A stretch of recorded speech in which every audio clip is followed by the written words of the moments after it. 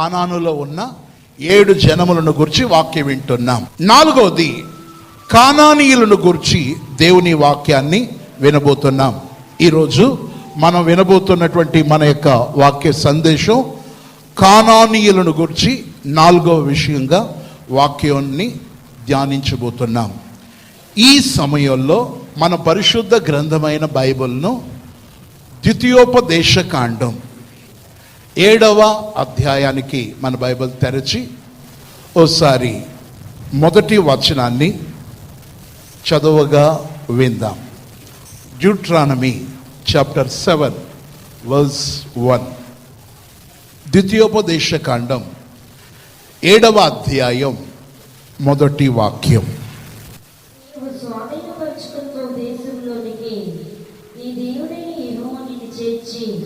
బహు జనములను అనగా సంఖ్యలను బలములకును నీకు ఇచ్చిన హిత్తీయులు, గిర్గాషీయులు, అమోరీయులు, కానానీయులు, పెరిజ్జీయులు, హివ్వీయులు, యెబూసీయులను 7 జాతుల జనములను నీ ఎదుటి నుండి వెళ్ళగొట్టిన తరువాత ప్రభు నామానికి మహిమ కలుగును. ఈ చెప్పబడిన ఈ 7 జనము ఇశ్రాయేలీలైనటువంటి దేవుని ప్రజలకు బద్ధ శత్రువులు. ఈ 7 జనం ఇశ్రాయేలీలకు బద్ధ శత్రువులు. ఎందుకంటే మొదటి వాక్యం ప్రకారంగా బహు జనము అని అనగా సంఖ్యకును బలమునకును వాళ్ళు నిన్ను మించి ఉన్నారు అని చెప్పి దేవుడు ఇశ్రాయేలీలతో చెప్తున్నాడు.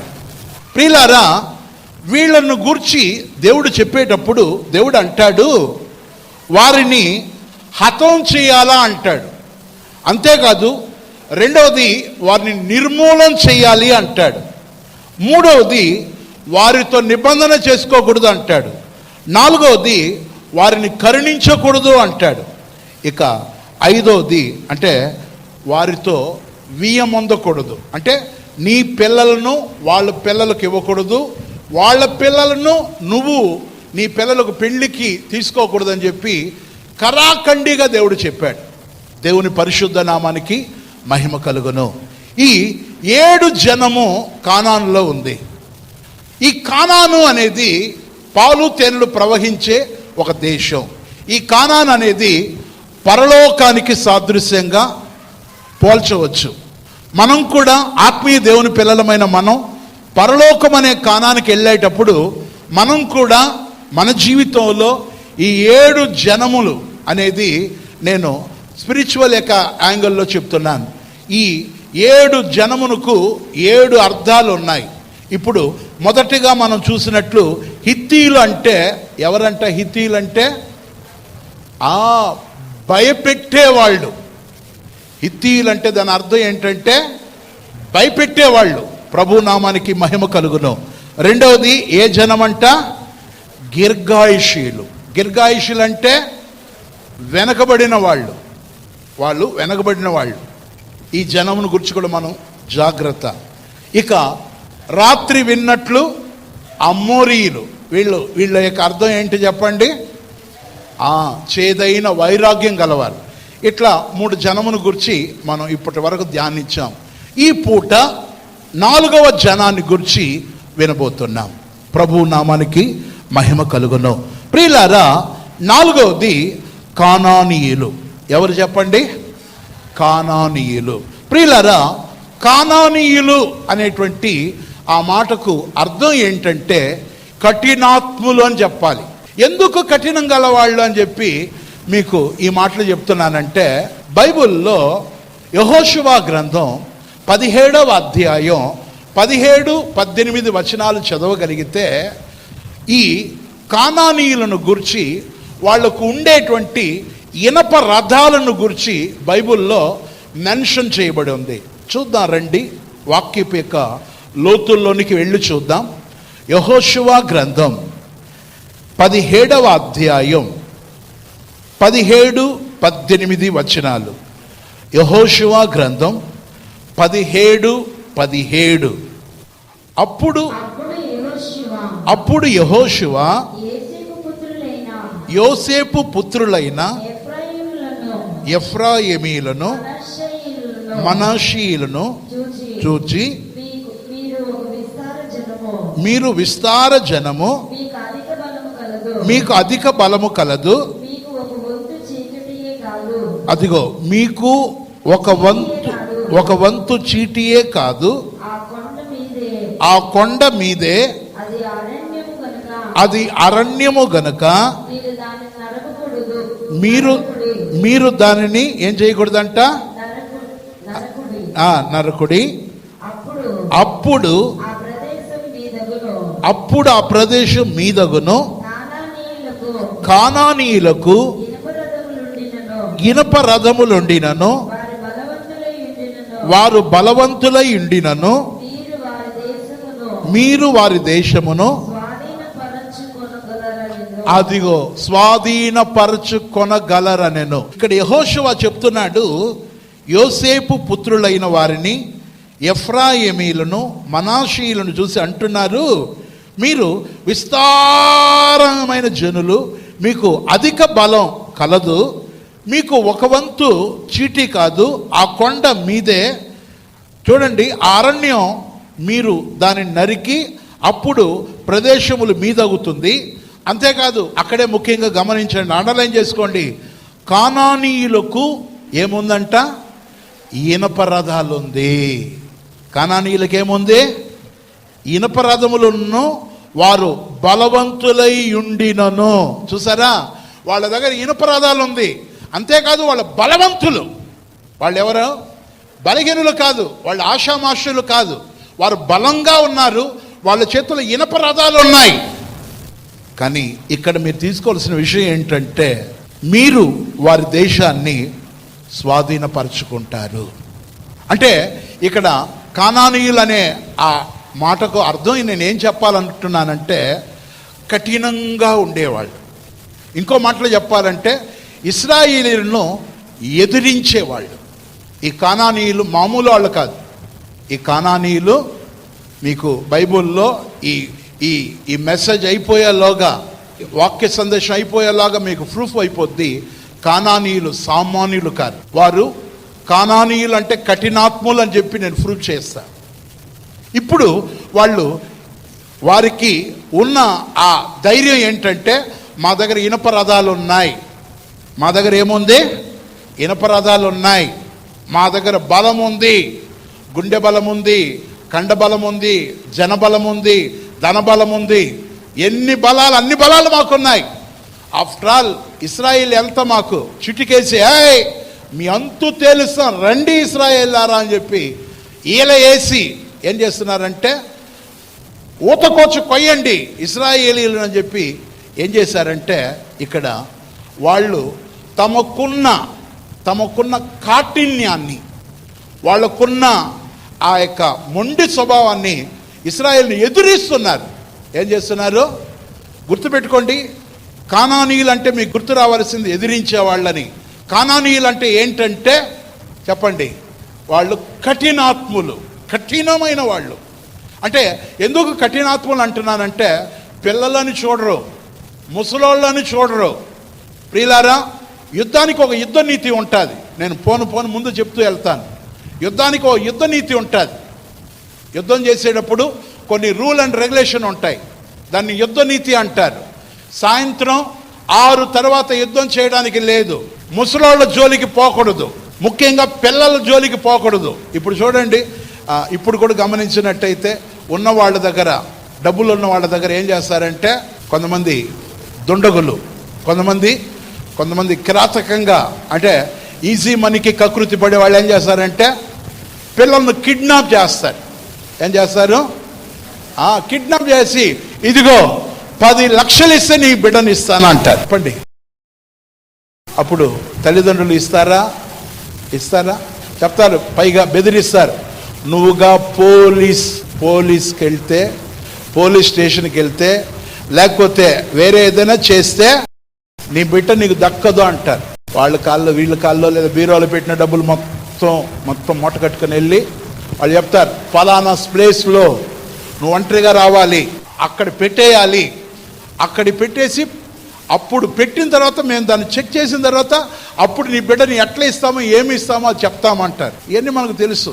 అంటే కిడ్నాప్ చేయడం అనేది ఇదొక ఎట్లా అయిపోయింది ఇప్పుడు కిడ్నాప్ చేసి ఏం చేస్తున్నారు, పిల్లల్ని దాచిపెట్టి ఎంత కావాలో అంత అడిగి వసూలు చేసుకుంటున్నారు. ఇది ఆ కాలం నుండే, ఇశ్రాయేల్ కాలంలోనే ఈ కానానీయులు ఏం చేసేవాళ్ళు అంటే పిల్లల్ని తీసుకెళ్ళి దాచిపెట్టేవాళ్ళు, ముసలాళ్ళని తీసుకెళ్ళి దాచిపెట్టేవాళ్ళు.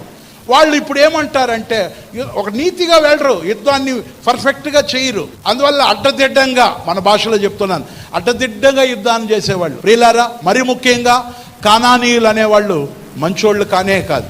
బైబిల్ ప్రకారంగా కానానీయులు ఇశ్రాయేలు మీద ఇంచుమించు 13 సార్లు అటాక్ చేశారు. ఇంచుమించు ప్రతిసారి కూడా ఇశ్రాయేలును చిత్తగా ఓడించేసేవాళ్ళు. ఇశ్రాయేలును చిత్తగా అలా వాళ్ళను బాగా ఓడించి ఇశ్రాయేలీలు వంశమే, ఇశ్రాయేలీలే భూమి మీద లేకుండా చేయాలని కంకణం కట్టుకున్నవాళ్ళు. ఎందుకంటే వీళ్ళు కఠినాత్ములు, ఎందుకంటే వీళ్ళు ఎదిరించేవాళ్ళు.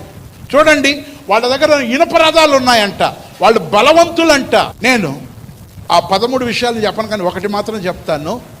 న్యాయాధిపతుల గ్రంథం 1వ అధ్యాయం 1వ వాక్యాన్ని మనంగా చదవగలిగితే అక్కడ యెహోషువ మృతి నొందిన తరువాత బైబిల్లో జరిగిన ఓ సంఘటనను గురించి మనకు కనబడుతుంది. అక్కడ యెహోషువ చనిపోయిన ఆ యొక్క దుఃఖంలో ఇశ్రాయేలీలందరూ కూడా సంతాపంతో, అంటే ఆ యొక్క యెహోషువ కొరకు వాళ్ళు ఏం చేస్తున్నారంటే వాళ్ళు బాధపడతా దుఃఖపడతా ఆ యొక్క దుఃఖ దినాలను ఆచరిస్తున్న టైం అది.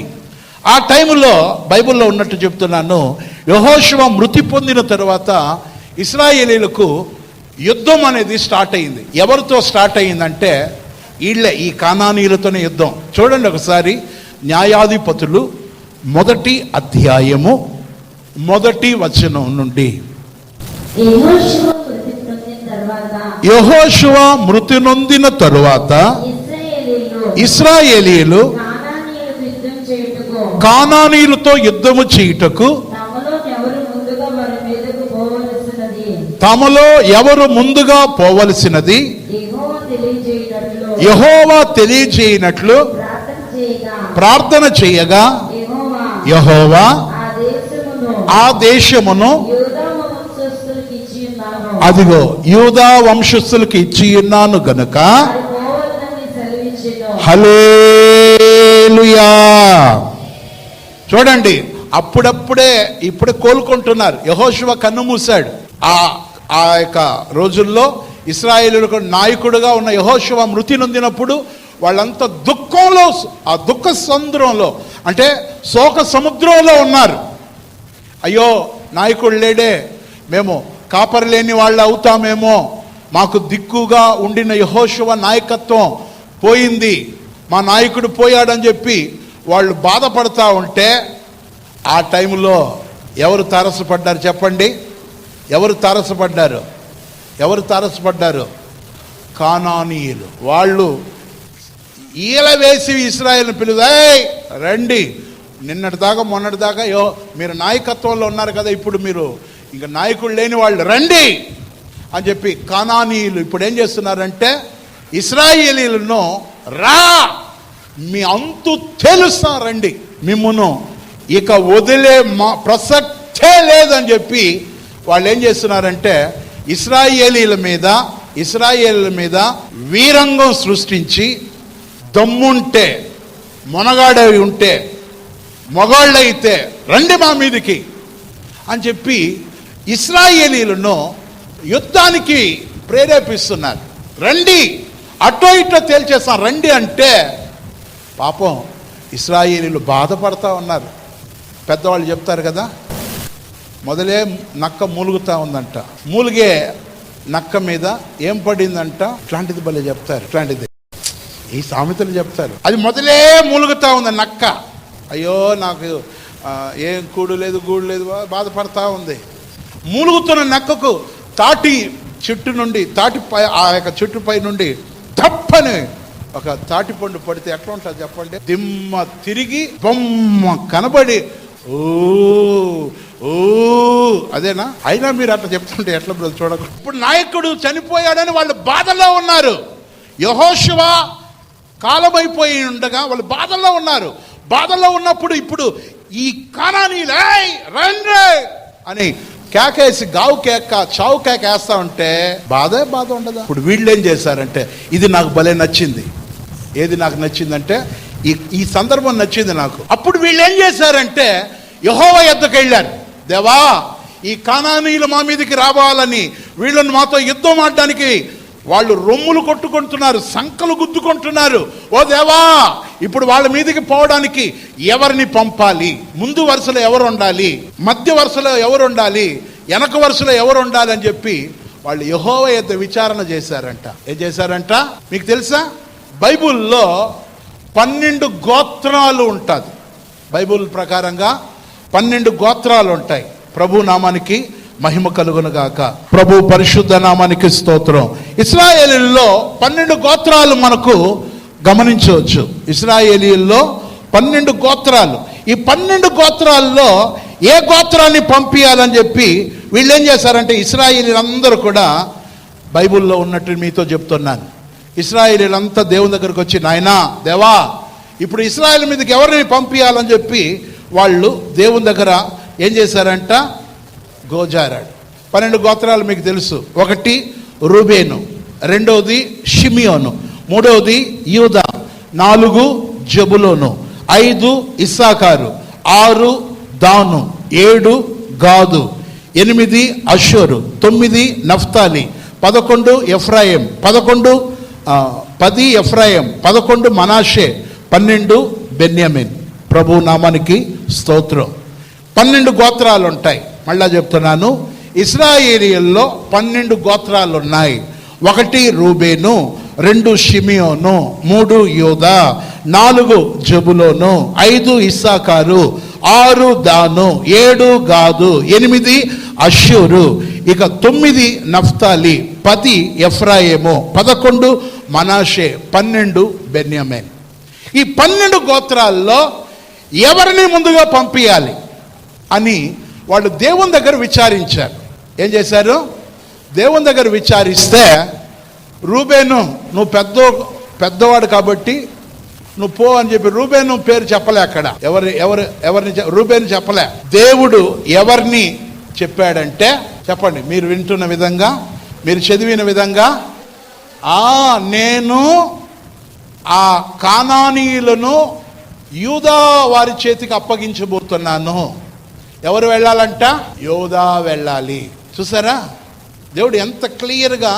మళ్ళీ ఒకసారి ఆ మాట, న్యాయాధిపతులు 1వ అధ్యాయం ఆ మొదటి మాట, మొదటి వాక్యాన్ని చదివితే, నేను వాళ్ళను యూదా వారి చేతికి అప్పగించుచున్నాను.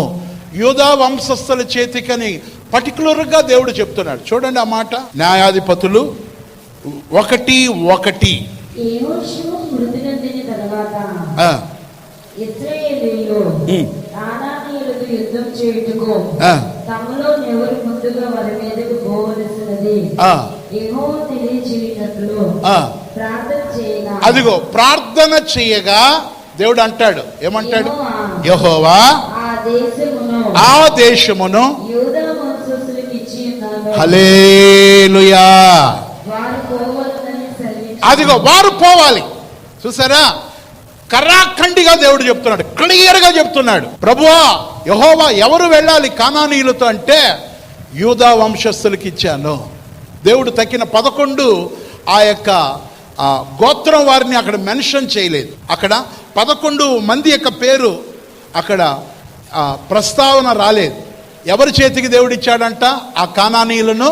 సరే, ఈ యూదాలో ఉన్న స్పెషాలిటీ ఏంటంటే, ఆదికాండం 29వ అధ్యాయం 35వ వాక్యం ప్రకారంగా యూదా అనేటువంటి మాటకు అర్థం ఏంటంటే స్తుతి అనే అర్థాన్ని ఇస్తుంది. ఆదికాండం 29వ అధ్యాయం 35వ వాక్యంలో, ఈసారి నేను యెహోవాను స్తుతించుదునని చెప్పి ఆమె ఏం చేసిందంటే తన బిడ్డకు యూదా అని పేరు పెట్టింది. చూద్దామా ఒకసారి, ఆదికాండం 29:35 వాక్యం. ఆమె మరలా గర్భవతి అయి కుమారుని కని ఈసారి యెహోవాను స్తుతించుదునని హల్లెలూయా చెప్తారా? హల్లెలూయా, హల్లెలూయా. చూసారా, యోధా అంటే దాని అర్థం ఏంటి చెప్పరే? స్తుతి. గుర్తుపెట్టుకోండి, శత్రువులైన కానానీయులను గెలవాలంటే స్తుతి ముందు వెళ్ళాలి.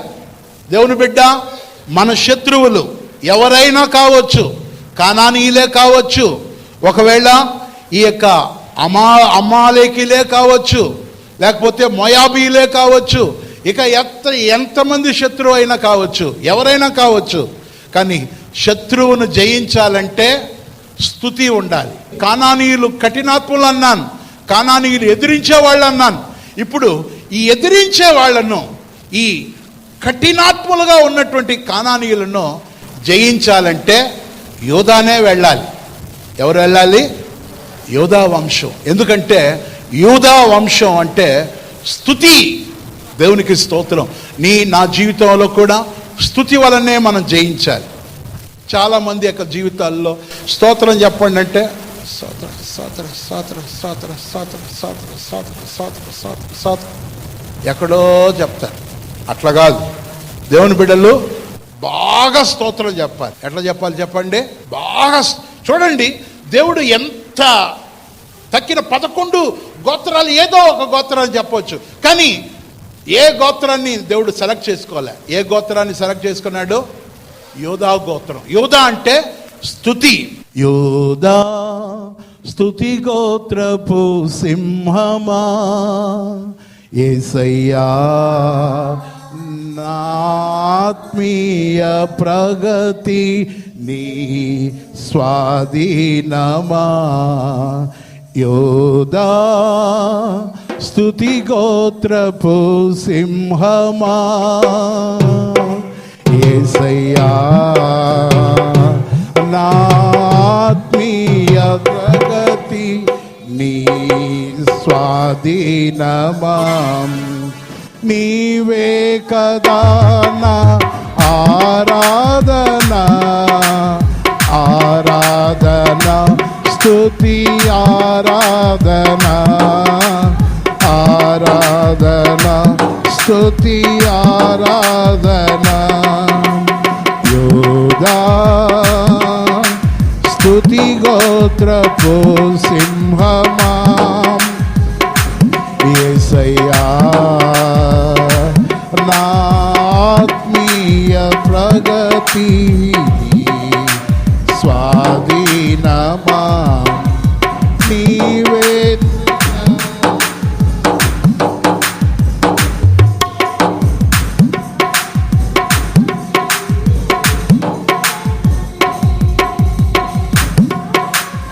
అనచి అధికారులను చేసిన నీకు ప్రజల నెమ్మదికై రాజాజ్ఞ మార్చింది నీవే. అనచి అధికారులను చేసిన నీకు అసాధ్యమైనది ఏమున్నది, అసాధ్యమైనది ఏమున్నది, సాధ్యమైనది ఏమున్నది, సాధ్యమైనది ఏమున్నది. స్తుతి గోత్రపు సింహమా, యేసయ్యా నా ఆత్మీయ ప్రగతి స్వాధీనమా. నీవే కదా నా ఆరాధన, ఆరాధన స్తుతి ఆరాధన. అందరు కలిసి ఆరాధన స్తుతి ఆరాధన నీ ప్రజల నెమ్మదికై రాజాజ్ఞ మార్చింది నీవేనని నీ ప్రజల నెమ్మదికై రాజాజ్ఞ మార్చింది నీవేనని అహమును అనచి అధికారులను అదమును చేసిన నీకు అసాధ్యమైనది ఏమున్నది సాధ్యమైనది ఏమున్నది యోధా స్తుతి గోత్రపు సింహమా యేసయ్యా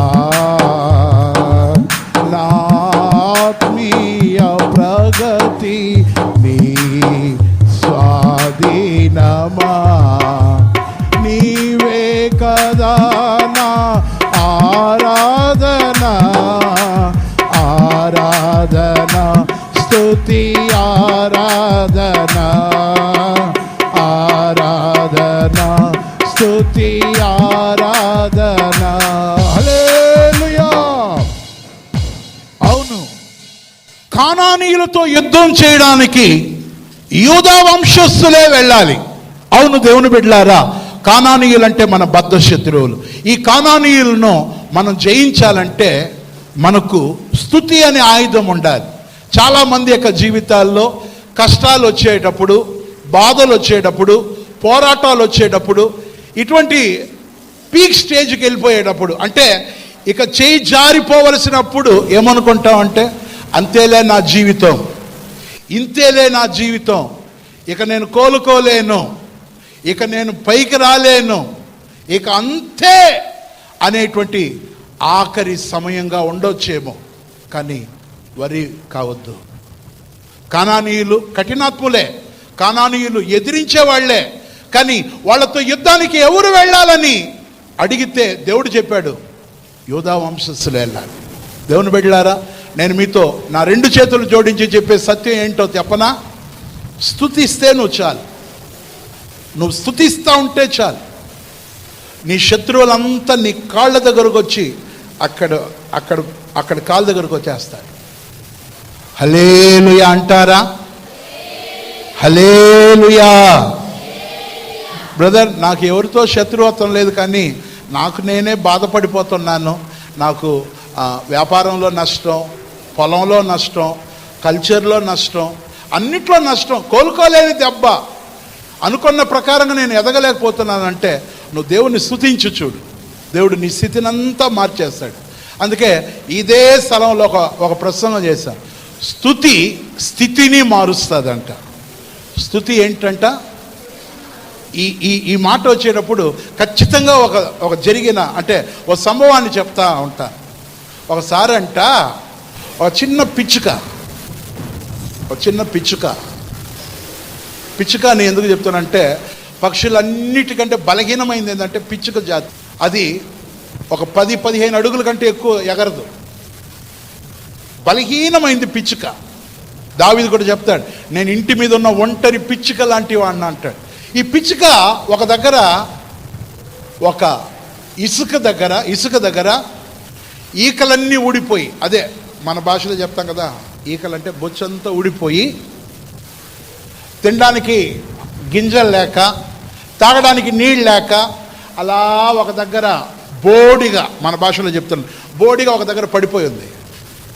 అప్పుడు ఆ దారిలో ఒక పావురం తెలుసు కదా, పావురం ఏం చేసిందంటే అట్లా వెళ్తా చూసింది. చూస్తే ఏంది ఇది? అది ఏంటంటే పిచ్చుక.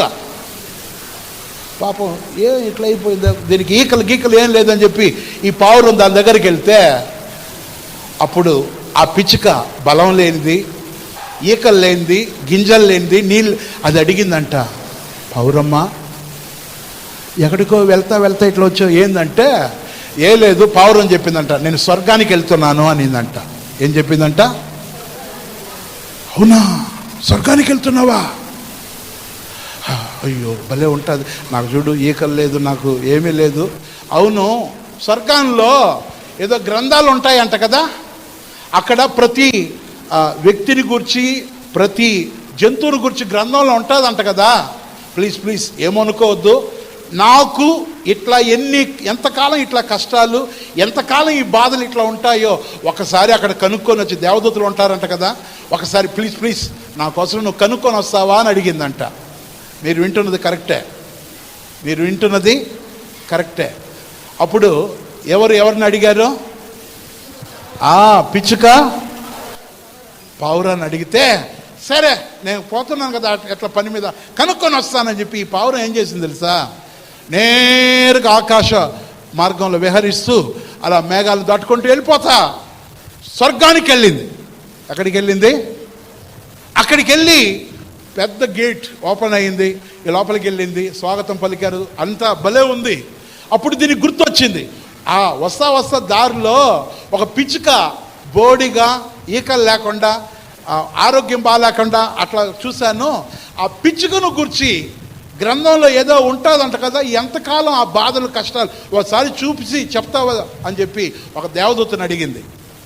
అప్పుడు దేవదూత ఏం చేసిందంటే గ్రంథాన్ని ఏం చేసింది, అక్కడ గ్రంథాలు చాలా ఉంటాయి కదా, ఆ గ్రంథంలో ఒక గ్రంథం తీసి అలా తిరగేసి ఆ దేవదూత చెప్పిన మాట ఏంటో తెలుసా? ఆ పిచ్చుకకు 7 ఏండ్లు ఆ కష్టాలు ఉంటాయి. ఎన్ని ఏండ్లు? 7 ఏండ్లు ఆ కష్టాలు ఉంటాయి. 7 ఏండ్లు అట్లా బాధపడతా ఉంటుంది, దాని గురించి ఇట్లా ఉంది అనేది చెప్తా దేవదూత చెప్పింది. సరే నువ్వు ఆ పిచ్చుకకు చెప్పు, పావురం నువ్వు ఏది ఉన్నా ఏది లేకపోయినా దేవుణ్ణి మాత్రం స్తుతించడం మాత్రం మర్చిపోవద్దని చెప్పు, స్తుతించమని చెప్పు, దేవుని మహిమపరచమని చెప్పు అని చెప్పి ఈ పావురమ్మతో ఎవరు చెప్పారు? దేవదూత. సరే నేరుగా ఈ పావురమ్మ ఏం చేసిందంటే మళ్ళా ఏ స్థలం నుండి వెళ్ళిందో అక్కడికి వచ్చి వాలితే అప్పుడు ఈ పిచ్చుక అడిగింది, వెళ్ళావా? దేవదూతలు ఏమన్నారు? ఇంకా ఎంతకాలం అంటావు నాకు ఈ కష్టాలు ఈ బాధలు అడిగితే అప్పుడు ఆ పావురమ్మ చెప్పింది, నీకు 7 ఏండ్లంట ఇంకా ఈ కష్టాలు. ఏ కష్టాలు? ఈకలు లేని, కూటికి లేని, ఇంకా నీళ్లు లేని ఈ స్థితి ఇంకా 7 ఏండ్లు ఉంటుందంట నీకు. అయినా దేవదూత చెప్తా ఒక మాట నీకు చెప్పనిది స్పెషల్గా ఏంటంటే, నువ్వు స్తుతిస్తూ ఉండాలంట. ఏం చేస్తూ ఉండాలంట? స్తుతిస్తూ ఉండాలంట. అది దేవదూత చెప్పనిది. అన్న వెంటనే మనమైతే ఏం చేసి ఉంటాం? గొప్ప కూలిపోయి ఉంటాం. 7 ఏండ్లు అంటామా అన్నమా? 7 ఏండ్లు అంటే గుండె ఆగి ఉంటుంది నాకు తెలిసి కొంచెం. కానీ ఆ 7 ఏండ్ల మాట ఆ పిచ్చుక తీసుకోలే. అది ఏం తీసుకునిందంటే, అయినా నా గురించి అక్కడ ఉందే కథ, నా గురించి గ్రంథంలో లెక్కించబడిందంట, నేను స్తుతించాలంట, నేనేం చేయాలంట? స్తుతించాలంట అని చెప్పి ఇప్పుడు ఏం చేసింది తెలుసా? బలాన్ని ఒకసారి పుంజుకోలేదు. నేను స్తుతించాలా, నా గురించి అక్కడ పైన రాయబడి ఉంది, గ్రంథంలో ఉంది అని చెప్పి ఇది ఏం చేసింది తెలుసా? ఓ దేవా, నాకు కూటికి లేకపోయినా పర్వాలేదు, ఓ దేవా నాకు నీళ్లు లేకపోయినా పర్వాలేదు నీకు స్తోత్రం, ఓ దేవా నాకు ఈకలు లేకపోయినా పర్వాలేదు నీకు స్తోత్రం, నా గురించి అక్కడ ఉంది, నేను భూమి మీద ఉన్నా, నా గురించి అక్కడ నీ గ్రంథంలో ఉంది, నేనెంతో గొప్ప నీకు స్తోత్రం అని చెప్పి ఇది ఏం చేసిందంటే దేవుణ్ణి స్తుతించడం ప్రారంభించింది. జరిగింది ఏంటో తెలుసా? అంతటితో అయిపోలేదు విషయం. కరెక్ట్గా వారం తరువాత మళ్ళా పావురం అక్కడికి వచ్చింది. ఎక్కడికే?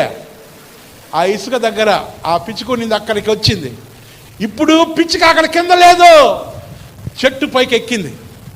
ఎక్కడెక్కింది? చెట్టు పైకి ఎక్కింది. ఈకలు మొలిసేస్తుంది. ఇప్పుడు ఏం చేస్తాం తెలుసా? స్తోత్రం దేవా, స్తోత్రం దేవా, స్తోత్రం దేవా, స్తోత్రం దేవా. ఇది భలే సంతోషంగా ఉంది. ఆ ముఖం లేదు ఎప్పుడు, అప్పుడున్న ముఖం, సావు ముఖం లేదు, సావు కలలేదు. ఇప్పుడు ఈకలు వచ్చి ఉంది. ఇప్పుడు స్తోత్రం స్తుతిస్తూ ఉంది. దీనికి మైండ్ పోయింది. ఏదే దేనికి మైండ్ పోయింది అంటున్నా? ఇది ఆ పిచ్చికేనా లేదా ఇది వేరా? అది ఇదేనా ఇది అదా? ఏది ఇది నాకు కనిపించ. నేను మొన్న చూసిన, వారం ముందు చూసిన పిచ్చుకకి ఈ ఈకలు లేదు, ఇప్పుడు దీనికి ఈకలు వచ్చేస్తుంది. అప్పుడు అది దాహంగా ఉండింది, ఇప్పుడు దాహం లేనట్టుంది. అప్పుడు అది కూటికి గింజలు లేనిదిగా ఉంది, ఇప్పుడు చెట్టు పైకి ఎక్కేసిందే, పండ్లు తింటా ఉంది, శుభ్రంగా స్తుతిస్తూ ఉంది. ఏంటి కథ అని చెప్పి ఈ కథ అంతా దాని దగ్గర పోయి అడగలే. దేని దగ్గర? మీరు వింటున్నది కరెక్టే. పిచ్చుక దగ్గర పోయి నువ్వు కాదా, నువ్వా, అవన్నీ ఏం కథ అడగలే. ఈ పావురం ఏం చేసిందంటే ఈ డౌట్ ఏదో క్లియర్ చేసుకుంటామని చెప్పి మళ్ళా స్వర్గానికి వెళ్ళింది. ఓసారి హల్లెలూయా అంటారా? హల్లెలూయా. ఈ పావురం వెళ్తే దేవదూత నిలబడి ఉంది. అప్పుడు అడిగింది, ఓ దేవదూత, మీరు అబద్ధం కూడా ఆడుతున్నారా? ఏంటి ఆ రోజు ఆ పిచ్చుకకు 7 ఏళ్ళు అన్నావు, ఇప్పుడు చూస్తే ఆ పిచ్చుక చెట్టెక్కి రెక్కలు కొట్టుకుంటూ కిచకిచకిచ కిచకిచకిచ కిచకిచకిచ అంటా ఉంది. దేవానికి స్తోత్రం, దేవానికి స్తోత్రం అంటా ఉంది. కథ ఏంటి? అదా అది కాదా అంటే, దేవదూత ఉండు, ఒక్క నిమిషం ఉండని చెప్పి గ్రంథాన్ని తిరగేసి చెప్పిన మాట ఏంటో చెప్పనా? మీరు ఈ మాట విన్న తర్వాత ఖచ్చితంగా చప్పట్లు కొట్టే తీరుతారు. ఆ దేవదూత చెప్పింది వాస్తవానికైతే దానికి 7 ఏళ్ళు కష్టాలు, 7 ఏళ్ళు శ్రమలు. కానీ ఆ 7 ఏళ్ళు అన్నది దాని ముందు పెట్టబడి ఉన్న అది దేవుని స్తుతించినందువలన 7 ఏళ్ళు అనేది 7 రోజులుగా కుదించబడింది. కొట్టండి గట్టిగా, హల్లెలూయా, స్తోత్రం, స్తోత్రం, స్తోత్రం. 7 ఏళ్ళు అన్నది 7 రోజుల్లో దాని కష్టాలు అన్ని తీరిపోయింది. చూసారా? పావురానికే కళ్ళు తెరిసింది.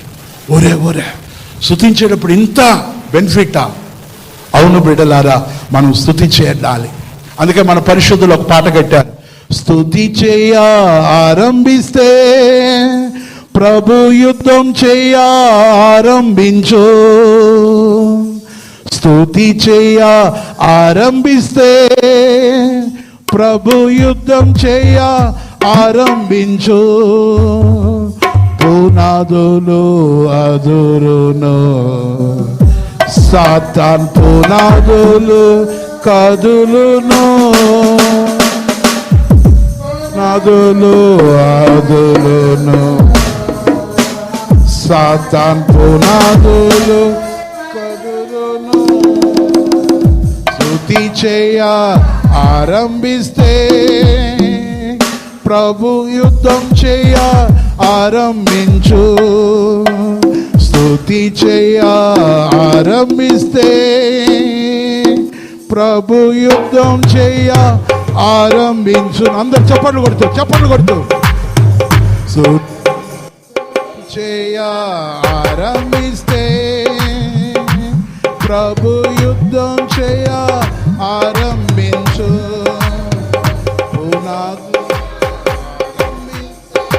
అందరు గట్టిగా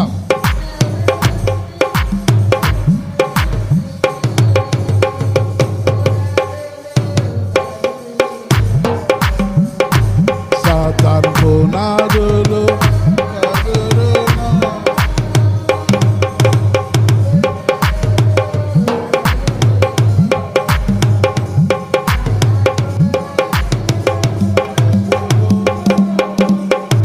ఆటంకముల్ తొలగించును. మన యేసురాజు ముందు వెళ్ళి ఆటంకముల్ తొలగించును. మన యేసురాజు ముందు వెళ్ళి ప్రవాహం వలె శత్రులొచ్చి ముందు జయించిన జెండా నాటు. శత్రులొచ్చి ముందు జయించిన జెండా నాటు ఆరంభిస్తే ప్రభు యుద్ధం చేయ ఆరంభించు.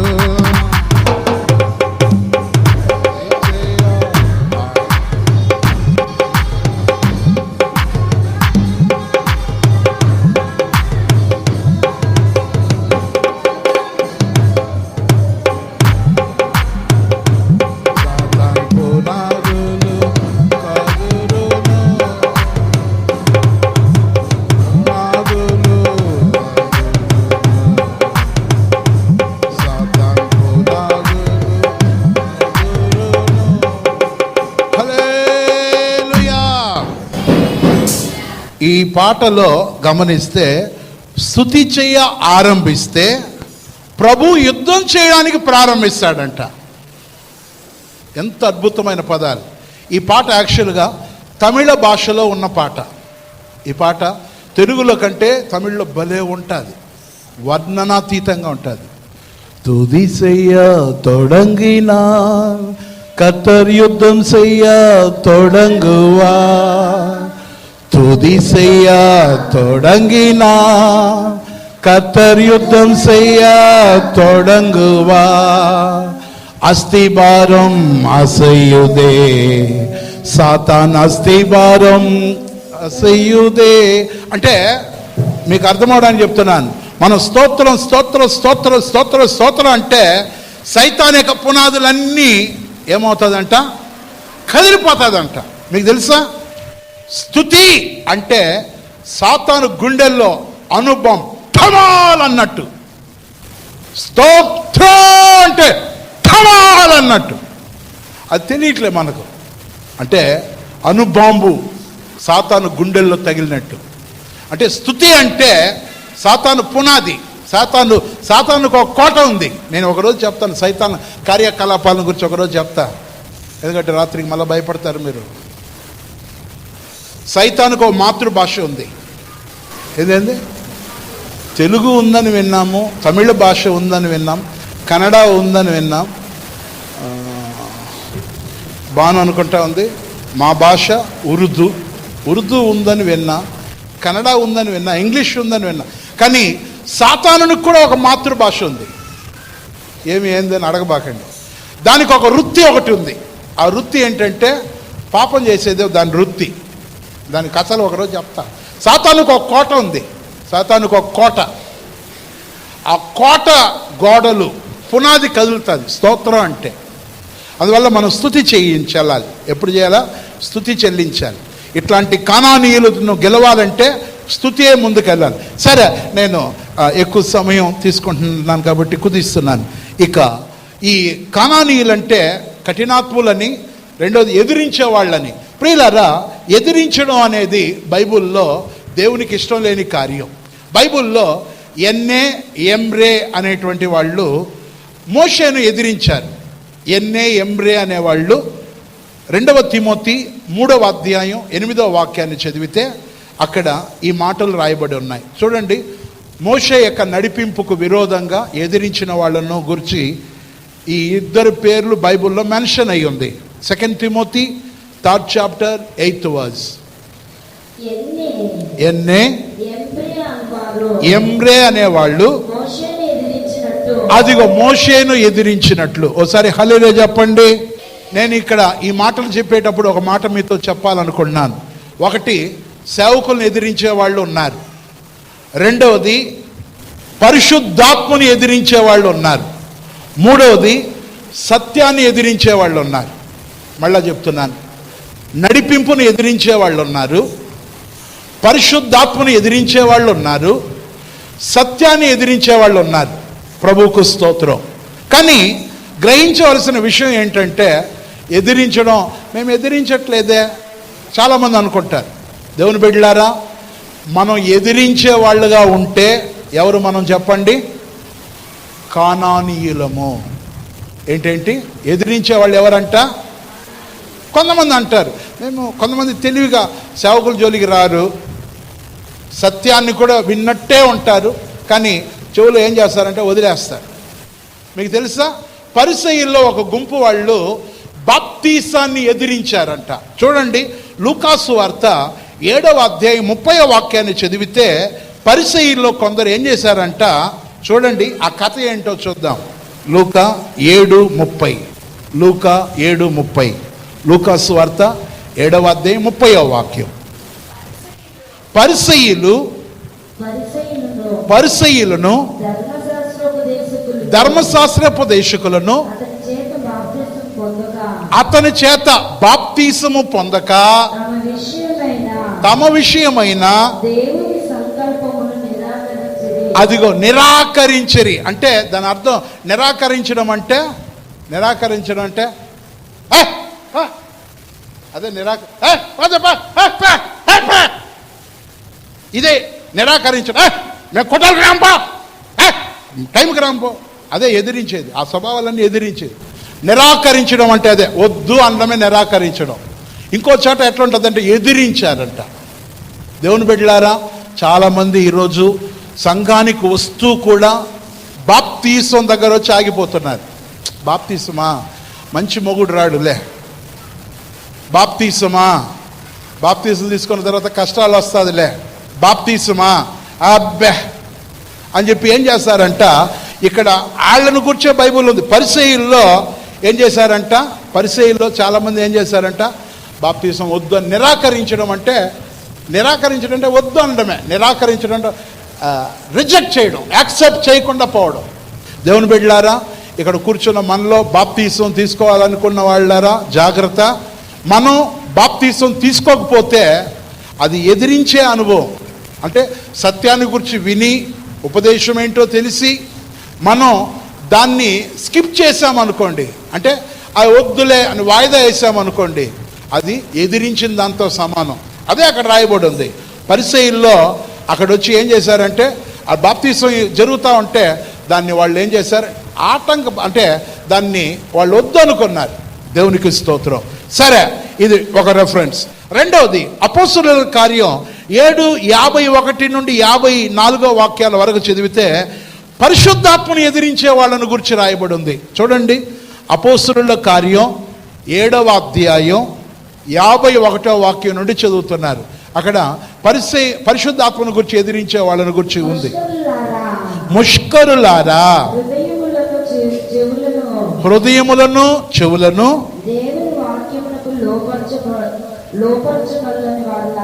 దేవుని వాక్యాన్ని లోబరచనొల్లని వారలారా, మీ పితరుల వలె మీరును ఎల్లప్పుడూ అదిగో చూసారా, పరిశుద్ధాత్మను ఎదిరిస్తున్నారు. చూసారా, పరిశుద్ధాత్మను ఎదిరించకూడదు. పరిశుద్ధాత్మ ఉన్నాడు, నీకు రాలేదని నువ్వు లేదని ఆర్గ్యూ చేయకూడదు. పరిశుద్ధాత్ముడు ఉన్నాడు, పరిశుద్ధాత్మ క్రియలు ఉన్నాయి. చాలామంది ఏం చేస్తారంటే పరిశుద్ధాత్ముని యొక్క నాయకత్వంలో లేదా పరిశుద్ధాత్మ దేవుని యొక్క స్వరం వినే విషయంలో పరిశుద్ధాత్మ దేవునికి వాళ్ళు ఏం చేయరంట, చోటు ఇవ్వలేని స్థితుల్లో ఉన్నారు. దేవుని బిడ్డలారా, మనం పరిశుద్ధాత్మను ఎదిరించకూడదు. ప్రభుకు స్తోత్రం. ఇంకో చోట రాయబడి ఉంది, సత్యాన్ని ఎదిరించే వాళ్ళు కూడా ఒకరు ఉన్నారు. సత్యాన్ని చెప్పేటప్పుడు అది కాదులే ఇది కాదులే అని చెప్పి సత్యాన్ని ఎదిరించే వాళ్ళు కూడా ఉన్నారు. ప్రభు నామానికి మహిమ కలుగునుగాక. బైబుల్ గ్రంథాన్ని జాగ్రత్తగా గమనించినట్టయితే బైబుల్లో 107వ కీర్తన 10వ వాక్యంలో దేవుని ఆజ్ఞకు లోబడక మహోన్నతుని యొక్క తీర్మానాన్ని తృణీకరించినందున అని ఒక రాయబడి ఉంది. 107వ కీర్తన 10వ వాక్యం. 107వ కీర్తన 10వ వాక్యం. దేవుని ఆజ్ఞకు లోబడక మహోన్నతుని యొక్క తీర్మానమును తృణీకరించినందున బాధ చేతను ఇనప కట్ల చేతను అదిగో చూసారా, బంధింపబడిన వారై. చూసారా, ఈ వాక్యంలో దేవుని ఆజ్ఞకు లోబడడానికి బదులు మహోన్నతుని యొక్క తీర్మానాన్ని స్వీకరించడానికి బదులు వాళ్ళు ఏం చేశారంట, చెప్పరే, మీరే చెప్పాలి. ఏం చేశారంట వాళ్ళు దాన్ని మింగుడు పడలేదు, అది యాక్సెప్ట్ చేయలేదు వాళ్ళు. ప్రభు నామానికి మహిమ కలుగును. అందుకే రోమాపత్రిక 10వ అధ్యాయం ఒకసారి 21వ వాక్యం ఆఖరి వాక్యాన్ని చదివితే, ఇశ్రాయేలీయుల విషయమైతే అవిధేయులైన వారుగా ఉన్నట్లు చూడండి, దినమంతా దేవుడు వారిని చూసి చేతులు చాపుతున్నాడంట. రోమా 10:21, రోమా 10:21. నన్ను వెదకు వారికి నేను దొరికితిని, నన్ను విచారింపని వారికి ప్రత్యక్షమైతిని అని చెప్పుచున్నారు. ఇశ్రాయేలు విషయమైతే అవిధేయులైన ఎదురాడు, అదిగో ఎదురాడంటే ఎదిరించేవాళ్ళు, ప్రజలకు నేను అదిగో దినమంతా నా చేతులు చాచి తినని చెప్పుచున్నాడు. కానానీయుల యొక్క ఆత్మ ఏంటంటే ఎదిరించేవాళ్ళు. మనం ఎదిరించకూడదు. ఒకవేళ దేవుని బిడ్డలారా, ఈ కూటంలో దేవుని మాట వింటున్న మీలో ఎవరైనా ఎదిరించే వాళ్ళుగా ఉన్నట్టయితే ఈ మాటలు దేవుడు మనల్ని ప్రేమించే మనతో మాట్లాడుతున్నాడు. ప్రభు నామం మహిమపరచబడునుగాక. బైబిల్ ప్రకారంగా వీళ్ళకు ఇంకో అర్థం కూడా ఉంది. కనానీయులకు ఎవరంటే అవిధేయులు. వీళ్ళకు అవిధేయులు అనే పేరు ఉంది బైబిల్లో. అవిధేయత చూపేవాళ్ళు వీళ్ళు. కనానీయులు అంటే అవిధేయత చూపేవాళ్ళు. మీకు తెలుసా, నేను ఈ బైబిల్ పలుమార్లు చదివాను. ఈ బైబిల్లో 7గురికి లోబడి ఉండాలని ఉంది. మళ్ళీ చెప్తున్నాను, 7గురికి లోబడాలి లేదా విధేయత చూపాలి. అవిధేయత అనేది సైతానుది, విధేయత అనేది దేవునిది. మళ్ళా చెప్తున్నాను, అవిధేయత అనేది దేవునిది. అవిధేయత దేవుందా? దాన్ని కూడా ఊపుతున్నారు కదా. అందుకనే విధేయత అనేది ఎవరిది? దేవుంది. అవిధేయత అనేది ప్రభుకు స్తోత్రం. నేను 7 మాట చెప్పేసి క్లోజ్ చేసేస్తాను. రెఫరెన్స్ మాత్రం చదవడానికి టైం లేదు. 1, భార్య భర్తకు విధేయత చూపాలి. భార్య భర్తకు విధేయత చూపాలి. ఎఫెసీ 5:22, 1 పేతురు 3:1. రెండవది, పిల్లలు తల్లిదండ్రులకు విధేయులై ఉండాలి. ఎఫెసీ 6:1, కొలస్సీ 3:20. 3, దాసులు యజమానులకు విధేయులై ఉండాలి. 3, దాసులు యజమానులకు విధేయులై ఉండాలి. ఎఫెసీ 6:5వ వాక్యం, 1 పేతురు 2:18. ఇక ప్రజల్లో ప్రతివాడు అధికారులకు లోబడాలి. ప్రజల్లో అంటే భూమి మీద ఉన్న ప్రతివారు అధికారులకు విధేయత చూపాలి. రోమా 13:1. ఇక 5వది, ఎఫెసీ 5:21 ప్రకారంగా ఒకరికి ఒకరు విధేయులై ఉండాలి. ఇక హెబ్రీ 13:17 ప్రకారంగా విశ్వాసులు సేవకులకు విధేయులై ఉండాలి. ఇక యాకోబు 4:7 ఆఖరిది. యాకోబు 4:7 ప్రకారంగా మనమందరం దేవునికి విధేయులై ఉండాలి. ఇట్లా 7 విషయాలు బైబిల్లో ఉంది. ప్రభు నామానికి మహిమ కలుగును. నేను ఇంతటితో ముగిస్తున్నాను. నేను ఇంతటితో స్టాప్ చేస్తున్నాను. 7 జనముల్లోని 4వ జనం కానానీయులు. ఈ కానానీయులు ఇశ్రాయేలీల మీద యుద్ధానికి వచ్చినప్పుడు దేవుడు వారిని యోధా వంశస్థులకు ఇచ్చాను కాబట్టి వాళ్ళు వెళ్ళాలి అని దేవుడు పంపాడు. యోధా అంటే స్తుతి అని అర్థం. మన జీవితంలో, మన సంఘంలోనూ, మన కుటుంబాలలోనూ మనకు వ్యతిరేకంగా ఎదురే శత్రువులను జయించాలంటే స్తుతి అనే ఆయుధాన్ని మనమంతా చేతుల్లో పట్టుకోవాలని ఈ కూటాన్ని ముగిస్తున్నాను. ప్రభు ఈ మాటల మూలంగా మనందరినీ దీవించునుగాక.